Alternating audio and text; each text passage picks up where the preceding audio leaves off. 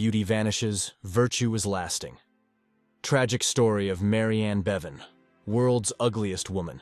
This is the story of how Mary Ann Beven became the ugliest woman in the world, one of the most tragic figures in the once thriving sideshow business, to support herself and her family. Mary Ann Webster was born on December 20, 1874, to a large family on the eastern edge of London.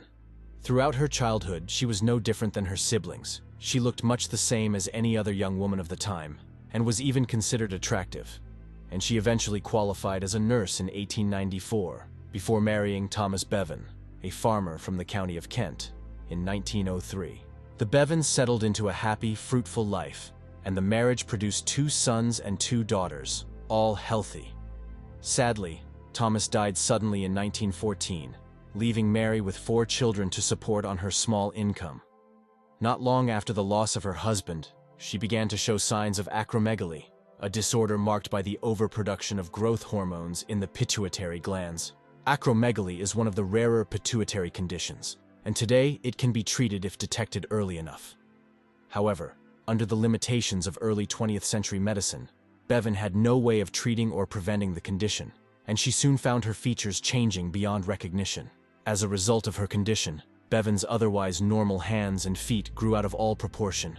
Her forehead and lower jaw bulged outward, and her nose grew visibly larger.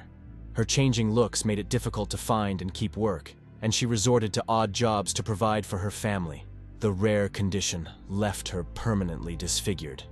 Years later, a former fairground worker claimed that it was a farmer for whom she was working, who told Beven that all she was fit for was the ugly woman competition. Taking the farmer's words to heart, Beven soon entered a homeliest woman contest and handily beat 250 competitors to earn the dubious title.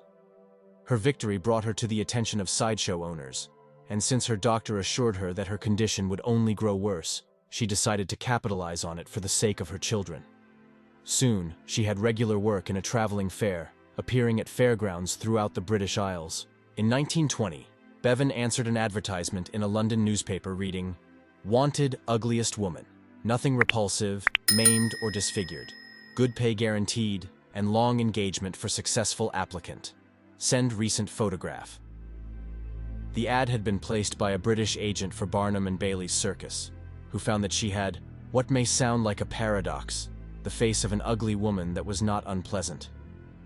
After mailing the agent a photo taken especially for the occasion, Beven was invited to join the sideshow at Coney Island's Dreamland amusement park, then one of the biggest locations in the world for sideshow performers. The attraction was the brainchild of Senator William H. Reynolds and promoter Samuel W. Gumpertz, one of the most prolific figures in sideshow history, and who later worked with Harry Houdini. She was paraded alongside other notable sideshow acts, including Lionel, the lion-faced man, Zip the Pinhead, and Jean Carroll, the tattooed lady. Dreamland visitors were invited to gawk at 154 pounds she carried on her 5'7" frame, as well as her size 11 feet and size 25 hands. Beven bore the humiliating treatment calmly. Smiling mechanically, she offered picture postcards of herself for sale, thus securing sufficient money for herself and for her children's education. As the years passed, Mary Ann Beven continued to draw crowds, and even performed with the famed Ringling Bros and Barnum and Bailey show. She succeeded in her goal of providing for her children as well. In just 2 years of performing in New York, she earned $20,000, roughly equivalent to $1.6 million in 2022. Beven also had friends in and out of the sideshow crowd and found time for love. While performing at Madison Square Garden in 1929, she struck up a romance with a giraffe keeper known only as Andrew. She even agreed to undergo a makeover at a New York beauty parlor, where beauticians gave her a manicure and massage, straightened her hair, and applied makeup to her face. Some people cruelly maintain that the rouge and powder and the rest were as out of place on Mary Ann's countenance as lace curtains on the portholes of a dreadnought. Mary Ann herself, however, upon seeing her reflection, simply said, "I guess I'll be getting back to work." Beven continued to work at Coney Island for her remaining years, until finally, she died at the age of 59 on December 26, 1933. She was returned to her homeland for her funeral, and buried in southeast London's Brockley and Ladywell Cemetery.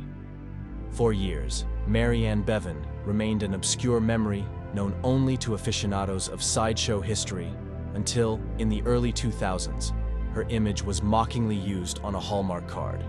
After objections were raised over subjecting her to further humiliation, the card was discontinued.